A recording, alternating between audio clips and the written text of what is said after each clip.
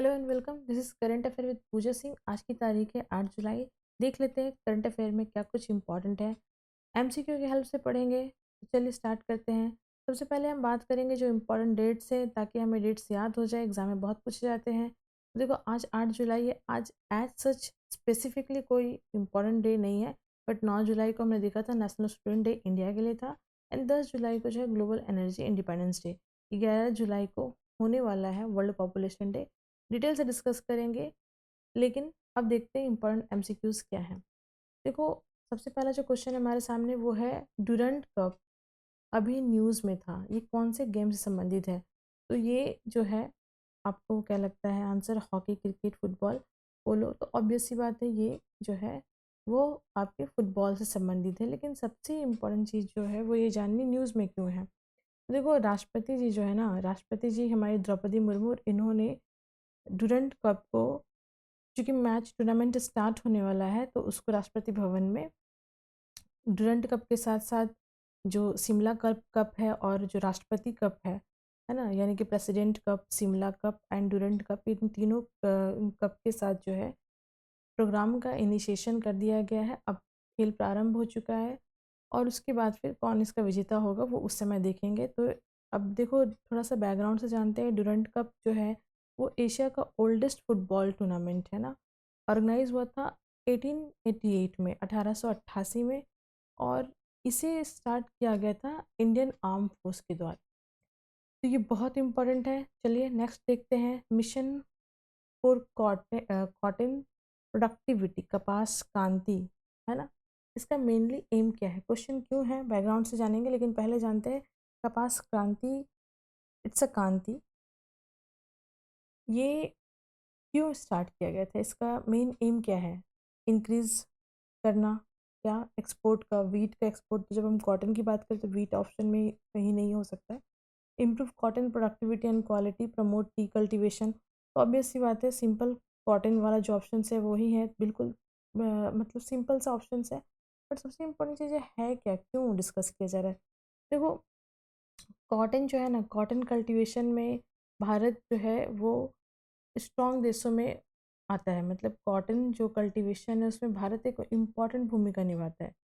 लेकिन हमारे यहाँ जो कॉटन होता है, उस कॉटन का प्रोडक्शन, उसकी क्वालिटी और उसको किस तरीके से बहुत अच्छे तरीके से इम्प्लीमेंट किया जाए, इसकी क्वालिटी इन्हांसिंग कैसी हो, वर्ल्ड लेवल पे वो कैसे अन्य कंट्री के कॉटन के साथ कॉम्पीट कर सके, तो उसके लिए बहुत ज़्यादा बैकग्राउंड में मैनेजमेंट चलती है। जैसे एक किसान कपास ऐप है, जो किसान फार्मर जो है वो किसान, जो कपास के किसान हैं वो यूज़ करते हैं। और उनको जो मिनिस्ट्री है, मिनिस्ट्री ऑफ टेक्सटाइल के द्वारा, और मिनिस्ट्री ऑफ टेक्सटाइल के अंदर जो नोडल एजेंसी है, कॉटन कॉरपोरेशन ऑफ जो इंडिया है, दैट इज़ अ सीसीआई, ये उन्हें गाइड करती है कि किस तरह का क्वालिटी होना चाहिए। इवन वेदर को लेकर के भी इन्हें फोरकास्ट किया जाता है। कस्तूरी कॉटन सर्टिफिकेशन अपने यहाँ होता है। मतलब जब कॉटन का कल्टीवेशन हो जाता है तो उसे सर्टिफिकेशन दिया जाता है किसानों को, कि जो कपास कॉटन है उनको। तो कस्तूरी एक सर्टिफिकेट का नाम है। किसान कपास ऐप, ये एप्लीकेशन है। मिनिस्ट्री, टेक्सटाइल मिनिस्ट्री के अंदर जो CCI, that is a cotton corporation of India है, वो इन चीज़ों को देखती है। इस कमीशन का इस्टेब्लिशमेंट 1970 में हुआ था और हेडक्वार्टर मुंबई है। तो ये थोड़ा सा ध्यान में रखना है। अब यहाँ पे हम लोग देखेंगे नेक्स्ट क्वेश्चन जो है, हमारे वाइस प्रेसिडेंट जो हैं उन्होंने श्रद्धांजलि दी है इन्हें, जो रत्नमलाई श्रीनिवासन हैं उनको। तो ये क्यों दिया गया, ये व्यक्ति हैं कौन, क्यों इससे करंट अफेयर बन सकता है, ये देखेंगे। सबसे पहले जानेंगे राष्ट्र जो वाइस प्रेसिडेंट हैं उनके द्वारा जब इन्हें मतलब याद किया गया है, इनको, इनके कामों को याद किया गया है। इनका काम क्या था? ये एक्चुअली में अनटचेबिलिटी के खिलाफ बहुत बड़ा एक्शन लिए थे। सोशल रिफॉर्मर थे। थोड़ा सा बैकग्राउंड से जानेंगे तो दलित नेता थे। और जन्म हुआ था इनका आज ही के दिन, मतलब 7 जुलाई के दिन हुआ था। मतलब 8 जुलाई, आज टुडे इज़ 8 ऑफ जुलाई। तो 1860 में इनका जन्म हुआ था तमिलनाडु में। ये एकमात्र उन नेताओं में से आते हैं जो राउंड टेबल कॉन्फ्रेंस में पार्टिसिपेट किए थे। देखो राउंड टेबल कॉन्फ्रेंस, जो तीनों राउंड टेबल कॉन्फ्रेंस हुई थी उसमें जो दलित ग्रुप जो था, मतलब जो दलित अलग पार्टी बनाना चाहते थे, अलग कंट्री चाहते थे, जिस तरह से पाकिस्तान अलग तर्ज पे कंट्री चाहते थे उस तरह से दलित के लिए कंट्री चाहते थे। तो जो बी आर अम्बेडकर ने तीनों ही राउंड टेबल कॉन्फ्रेंस में पार्टिसिपेट किया, ये भी पार्टिसिपेट करने वाले व्यक्ति में से एक थे। अनटचेबिलिटी के खिलाफ इन्होंने अपने बड़े स्केल पे पेरियार के साथ मिलकर के पेरियार महाजन सभा 1892 में स्टैब्लिश किया था। देखो इन्हें तो टाइटल भी मिला है दीवान बहादुर का, ब्रिटिश टाइम पीरियड में, है ना। तो ये याद रखना है, ठीक है। चलो अब आगे बात करेंगे। एल नीनो जो है वो न्यूज़ में है, इसको लेकर के हाई लेवल मीटिंग हुई है। देखो एल नीनो ला नीनो आपने ज्योग्राफी में पढ़ा होगा। अब इसका क्या असर होता है, क्या इससे स्नोफॉल होता है, मानसून आता है, या साइक्लोन फॉर्मेशन होता है, या अर्थक्वेक आता है। तो ऑब्वियस सी बात है मानसून संबंधित है। तो देखो जो एल नीनो है ना वो मेनली, है ना, साउथ वेस्ट जो मानसून रीजन्स होता है वो उसमें कमज़ोर पड़ जाता है। लेकिन और इसके कारण जो एग्रीकल्चर हमारा होता है, कृषि वाला जो क्षेत्र है, वहाँ पे में परेशानी आती है, क्योंकि वाटर की जो अवेलेबिलिटी होती है वो प्रभावित हो जाती है इससे। तो वाटर की अवेलेबिलिटी यानी कि कृषि को जो पानी चाहिए होता है वो कम हो जाता है, तो एक तरह से सूखाग्रस्त और किसानों को बहुत प्रॉब्लम होती है, ये साउथ वेस्ट मानसून में एल नीनो के कारण, ठीक है। अब देखो रिसेंटली हमने देखा है कि कौन से कंट्री ने मोदी जी को, प्राइम मिनिस्टर को, अपना हाईएस्ट सिविलियन अवार्ड बीतांग आदिपूर्णा, ठीक है, ये अवार्ड का नाम है बीतांग आदिपूर्णा, ये प्राइम मिनिस्टर को कौन से कंट्री ने दिया है। तो अभी मोदी जी कहाँ गए हैं, प्राइम मिनिस्टर अभी कहाँ गए हैं, तो अभी देखो इंडोनेशिया के दौरे पे हैं, तो उन्हें वहाँ का सर्वोच्च जो नागरिक सम्मान है बीतांग आदिपुण्य प्रदान किया गया है। देखो ऐसा तो जानते हैं हम लोग कि जो जकार्ता में मोदी जी वहाँ पे वहाँ की जो पार्लियामेंट है, पार्लियामेंट को संबोधित किए हैं भारत, और उनके किस तरह से कल्चरल, हिस्टोरिकल, है ना, और अ, मतलब रिसेंट ईयर में क्या क्या चीज़ें बदली हैं, क्या क्या सिमिलैरिटी हैं, उन सब चीज़ों पे बहुत सारी बातें कही हैं। तो देखो थोड़ा सा हम लोग जानेंगे कि जो इंडोनेशिया है, कैपिटल सिटी तो जकार्ता है ही, हेडक्वार्टर जो है आसियान का वो भी जकार्ता में ही है, ये इम्पोर्टेंट याद रखना है। करेंसी इंडोनेशिया की जो है वो इंडोनेशियन रुपया है, और रुफा बोलते हैं, रुफिया एक्चुअली में। एंड एक चीज़ समझिए कि प्रधानमंत्री जी जहाँ भी जाते हैं उन्हें लगभग हर कंट्री का हाईएस्ट सिविलियन अवार्ड मिल जाता है। क्वेश्चन मैं बनाई हूँ, आपको याद रखना है 35 ऐसे कंट्री हो चुके हैं जिनका सर्वोच्च नागरिक सम्मान प्रधानमंत्री को प्राप्त है।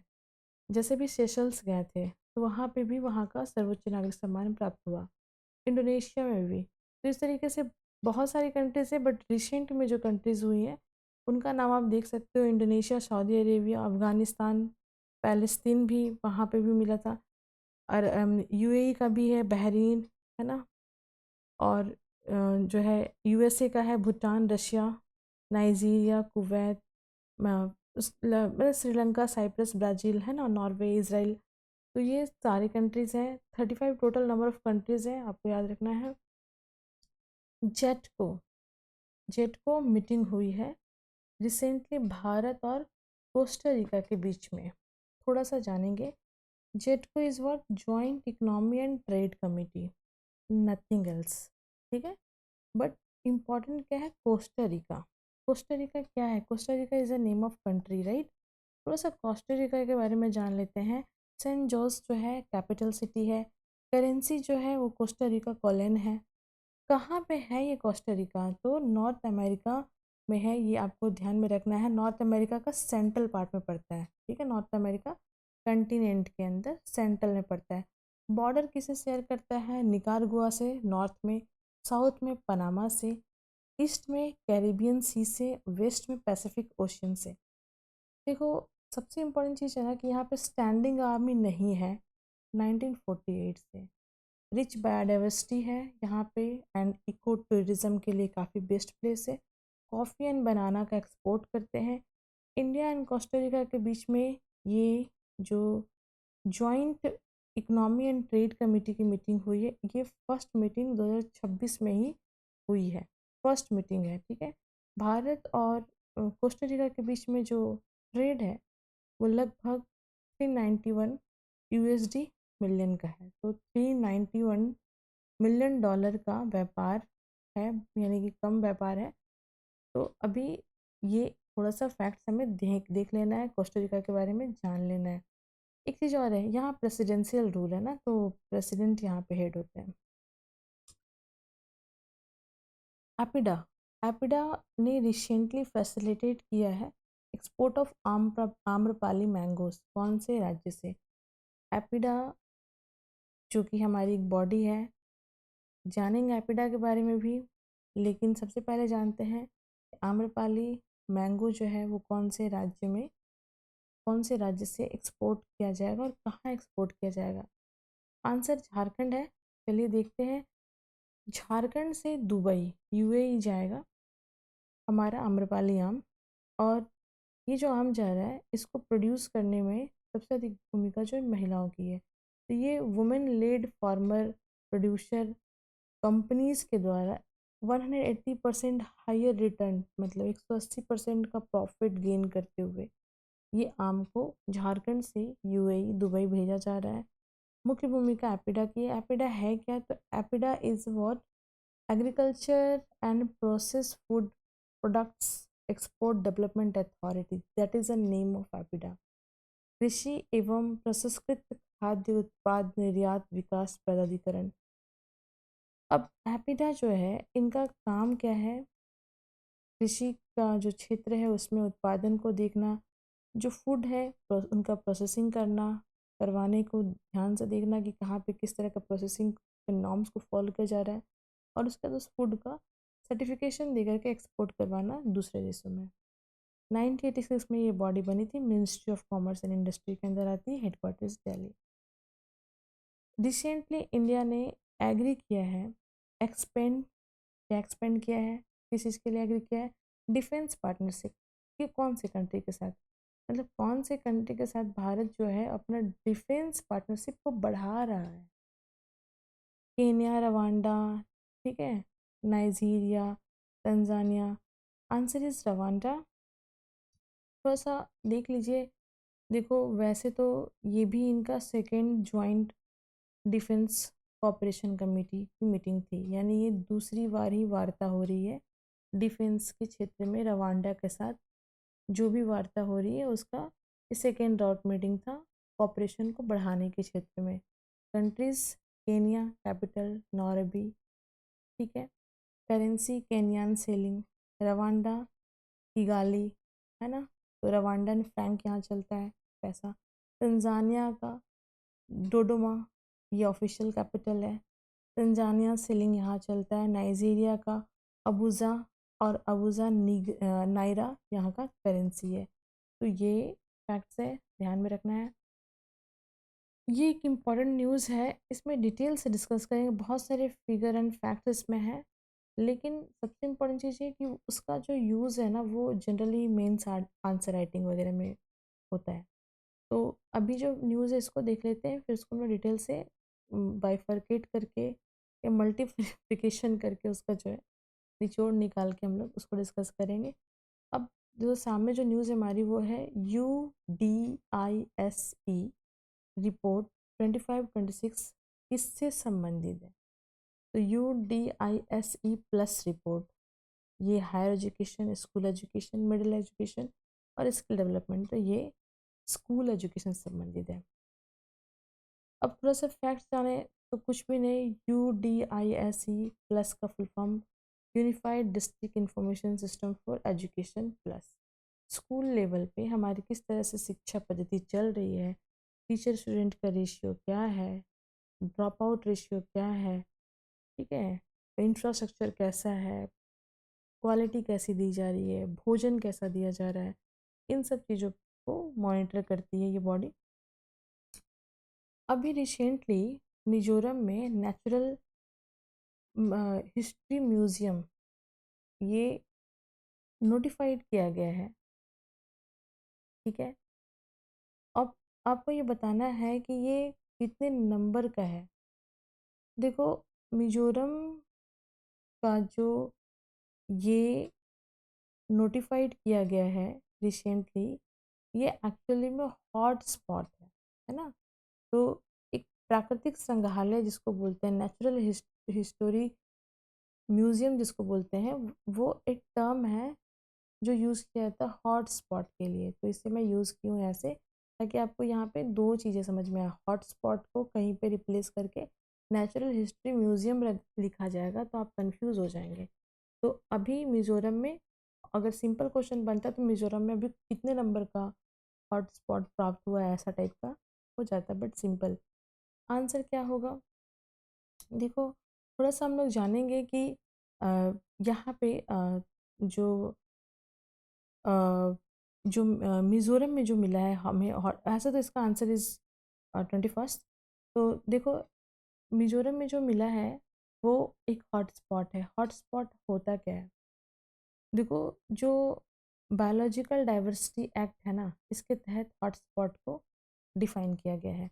वो क्षेत्र जहाँ पे एंडेमिक स्पेसिस है ना, उनकी संख्या अगर 1500 या वो प्लांट हो या स्पेसिस हो, एटलीस्ट उतनी होनी चाहिए, या फिर जितना भी पॉपुलेशन था उसका 70% जो है वो ओरिजिनल मतलब अपना वेजिटेशन खो चुका है। मतलब जितना पॉपुलेशन था उसका 70% या तो ख़त्म हो चुका है, या सिर्फ 1500 ही बचे हैं जनसंख्या में।